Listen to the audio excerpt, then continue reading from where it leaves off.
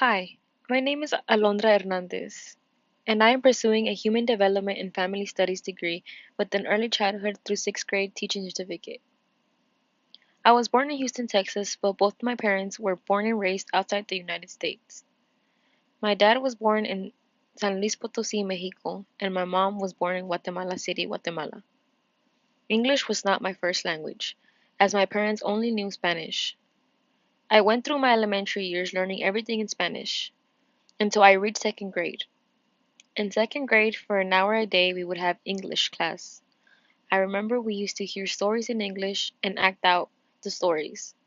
We also used flashcards that had pictures on them, and the pictures had the name both in English and in Spanish.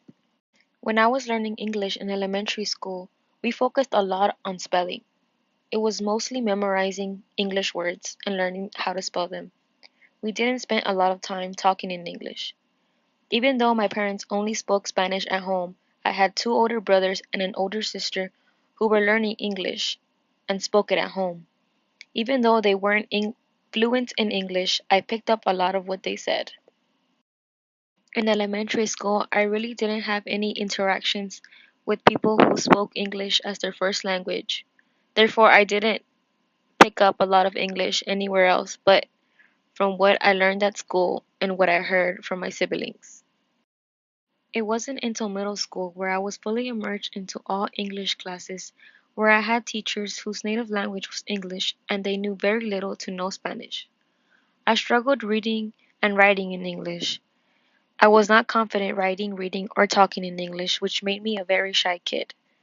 My teachers never really acknowledged that I was an English language learner, so I had to work hard in class and in my homework to catch up to the teachers' expectations. Being an English language learner, I don't want my own English language learner students to feel lost in class or be discouraged because they aren't fluent in English. When learning a new language, teachers should first understand where their students are beginning at. From there, teachers can provide a variety of activities that get students involved in the language. Working in groups or pairs with a mix of fluent speakers and non fluent speakers can provide more learning opportunities for both students. Music and storytelling are also ways to get English language learners to develop linguistic skills. Teaching a new language can be a real challenge for some children. A way teachers can help English language learners is by pre-teaching certain vocabularies or topics. Building the students' prior knowledge can benefit the students because they are familiar with some of the vocabulary and are more comfortable with it seeing it other times. English language learners oftentimes get discouraged while reading, writing, or speaking because they don't understand the vocabulary. Being a little familiar with the vocabulary or topics can help English language learners want to continue to learn. I also think it is important to include the students' culture and background in the classroom and learn about them in the classroom. This lets students know that their background and culture is valued and recognized. This exposes everyone to different cultures and languages.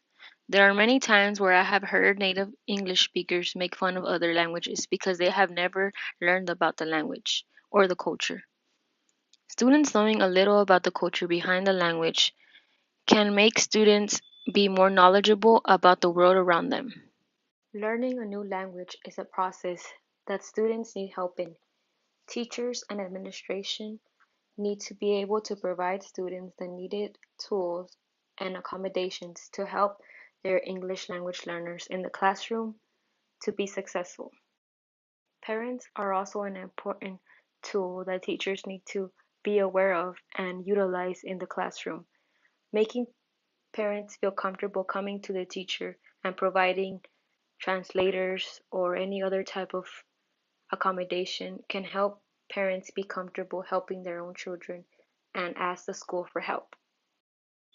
I hope that both my good and bad experiences as an English language learner will help me in my own classroom. I know I want to make English language learners comfortable in my classroom to where they feel free to learn a new language without getting ridiculed or embarrassed because they are not fluent in the language yet. I'm excited to learn a lot more in this class and be able to apply that in my own classroom one day. Thank you for listening.